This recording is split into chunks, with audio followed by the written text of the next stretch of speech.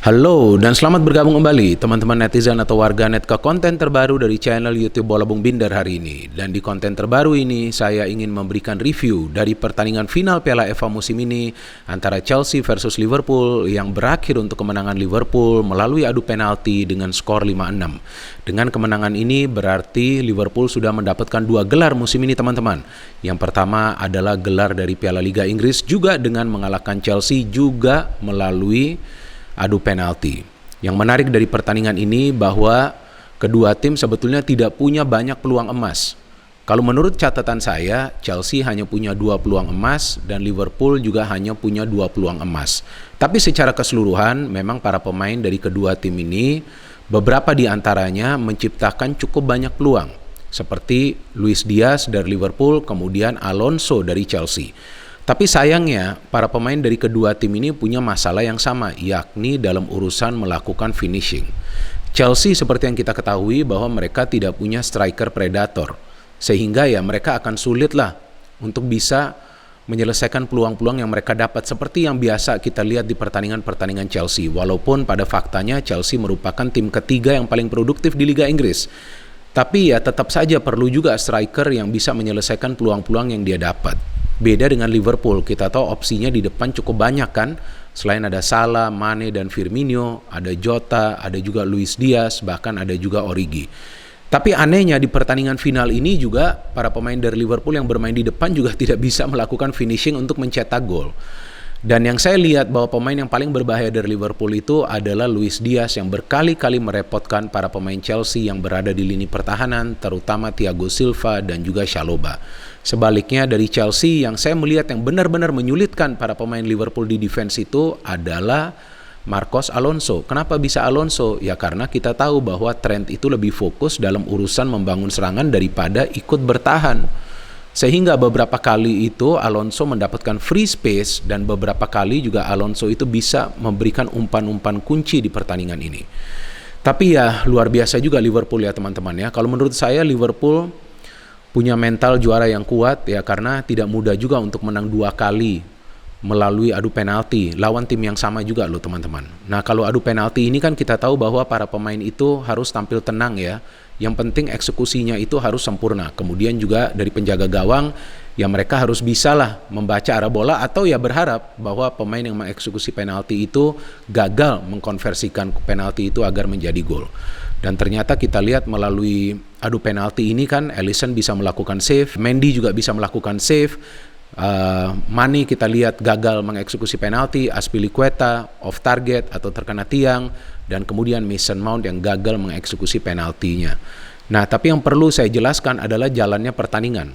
Nah, jalannya pertandingan ini juga cukup unik teman-teman, karena sebetulnya di babak pertama di 20 menit awal Liverpool yang mendominasi jalannya pertandingan ini.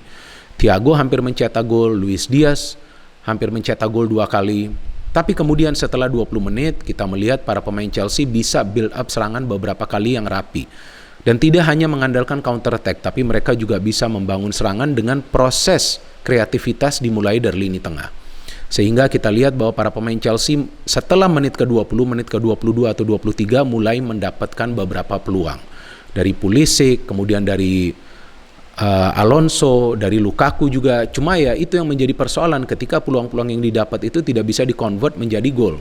Sama juga dari Liverpool kan, seharusnya Liverpool tuh sudah bisa mencetak gol di 20 menit awal. Jika Liverpool bisa mencetak gol di 20 menit awal, tentu mereka akan bisa mengatur tempo permainan dan itu akan lebih menyulitkan para pemain Chelsea untuk comeback. Sama juga jika Chelsea mencetak gol pertama di match ini, setelah menit ke-20 itu ketika mereka mulai mendapatkan irama permainan, ya tentu Liverpool juga akan sulit untuk comeback. Ya karena kita tahu Chelsea adalah salah satu masternya dari permainan compact defense. Seperti yang mereka tunjukkan di 20 menit awal jalannya pertandingan ini. Dan dari line up, yang menarik nih dari line up bahwa justru Kai Havertz absen. Saya agak bingung kenapa absen.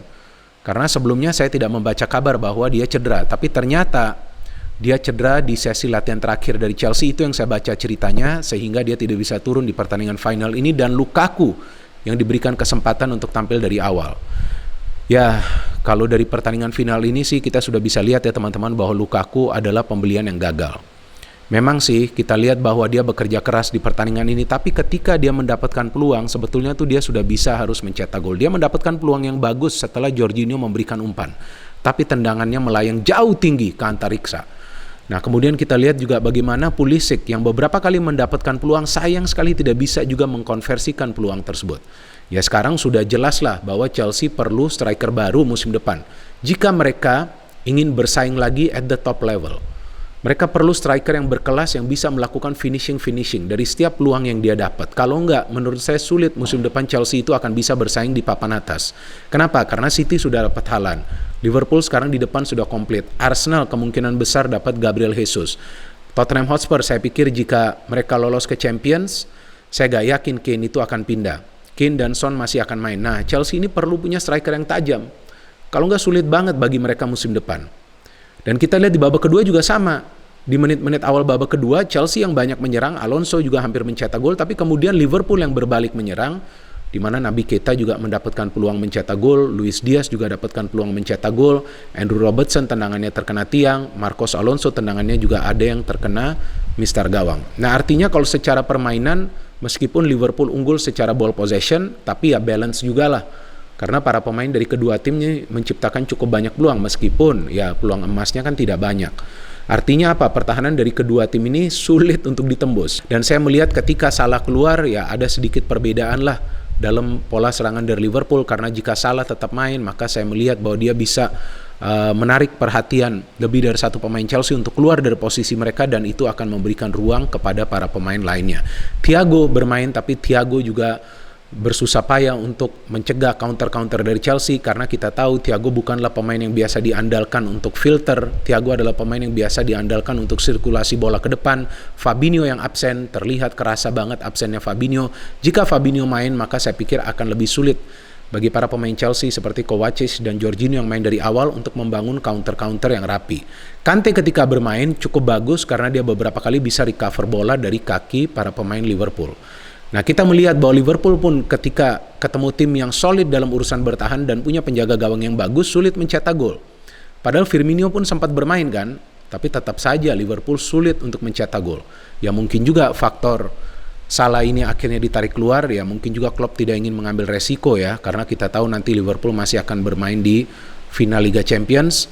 Ya terlihat banget sih bahwa serangan dari Liverpool jauh berbeda. Mereka lebih banyak bermain direct dan tidak ada pemain yang bisa mengecoh konsentrasi dari para pemain bertahan dari Chelsea. Sedangkan dari Chelsea, ya saya melihat sebetulnya di tengah sudah bagus, di dua wingback Reece James dan juga Alonso bagus, tapi saya melihat Mason Mount ini perannya gak jalan. Dia hanya memberikan satu umpan kunci yang saya perhatikan, yaitu kepada Pulisic di babak pertama. Sisanya saya melihat dia tidak bisa bermain kreatif untuk feeding bola ke Lukaku atau Pulisic. Nah, ketika Ziyech masuk itu cukup baiklah serangan-serangan yang dibangun oleh Chelsea. Tapi ya goal getternya siapa kan? Seandainya ada Havertz ya mungkin berbeda. Mungkin juga Havertz bisa perform di pertandingan ini karena kita tahu bahwa dia adalah pemain yang biasa diandalkan di match-match besar atau match-match penting seperti final Piala FA ini. So well done for Liverpool. Ya Liverpool layaklah menjadi juara karena kita lihat mental para pemainnya luar biasa solid, luar biasa kuat. Mereka bermain dalam tempo 120 menit lagi lawan tim yang memang sulit dibobol gawangnya, tapi mereka tetap fokus dan konsentrasi 100%.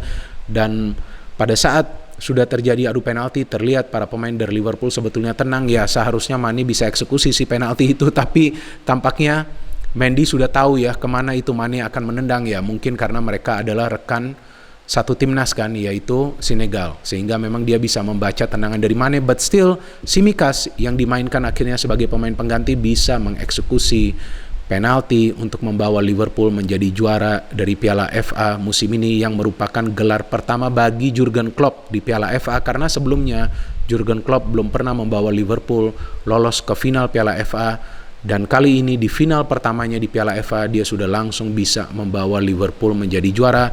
Jadi artinya Klopp telah memenangi semua gelar sejauh ini di Liverpool, mulai dari Liga Premier Inggris, Liga Champions dan lain-lain sampai Piala FA ini.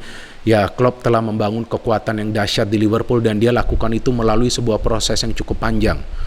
Jadi tidak hanya dalam 1 atau 2 tahun kan, teman-teman juga paham lah yang merupakan fans dari Liverpool. Dan saya melihat dari kebijakan transfer ya dari manajemen Liverpool ini cukup baik, bahwa mereka tidak membeli pemain yang terlalu mahal, tapi mereka membeli pemain-pemain sesuai dengan pilihan dari Klopp tentunya yang bisa menurut Klopp membaca atau bisa mengerti juga taktik permainan yang akan dia terapkan di atas lapangan. Maka itu pemain-pemain baru seperti Tsimikas, Konate, Luis Diaz, ya kan, Jota, ya mereka semua performanya lumayan bagus kan. So congratulations to all fans of Liverpool.